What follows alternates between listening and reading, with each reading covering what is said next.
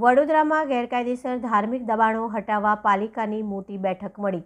વડોદરા શહેરમાં ગેરકાયદેસર ધાર્મિક દબાણ દૂર કરવા માટે ગતરોજ પાલિકા તંત્ર દ્વારા મહત્વપૂર્ણ બેઠક યોજવામાં આવી હતી। પાલિકાની વડી કચેરી ખાતે યોજાયેલી આ બેઠકમાં ડેપ્યુટી મ્યુનિસિપલ કમિશનર કેતન જોશીની અધ્યક્ષતામાં વિવિધ ધર્મોના 40થી વધુ આગેવાનો હાજર રહ્યા હતા।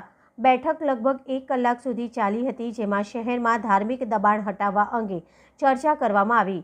આ બેઠકમાં નિર્ણય લેવામાં આવ્યો કે આગામી 15 દિવસ બાદ ફરી એકવાર બેઠક યોજાશે, જ્યાં આખરી નિર્ણય લેવામાં આવશે। તાજેતરમાં ગુજરાત હાઈકોર્ટ દ્વારા ગેરકાયદેસર ધાર્મિક દબાણ અંગે સ્વત નોંધ લઈ પાલિકા તંત્રને કડક કાર્યવાહી કરવા આદેશ આપવામાં આવ્યો। હાઈકોર્ટે ખાસ કરીને 300થી વધુ ગેરકાયદેસર મંદિરો અને દરગાહોને હટાવવાની તાકીદ કરી છે।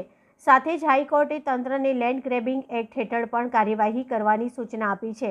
હાઈકોર્ટના આદેશ બાદ પાલિકા તંત્ર હરકતમાં આવી ગયું છે અને ગેરકાયદેસર બાંધકામ તોડવા માટે તૈયારીઓ શરૂ કરી છે। વડોદરા શહેરમાં છેલ્લા કેટલાય વર્ષથી જાહેર માર્ગ અને જગ્યા પર ગેરકાયદેસર ધાર્મિક બાંધકામ કરવામાં આવ્યા છે।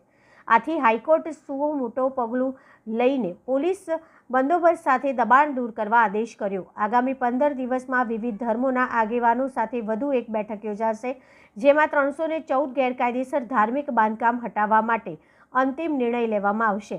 જો સ્વૈચ્છિક રીતે દબાણ નહીં हटावाए तो तंत्र कड़क कार्यवाही करશે। कोई क्या बता रहे हैं वो लोग? सब बात यहाँ देखना है किस प्रकार की चर्चा हुई, क्या बता रहे हैं ये लोग?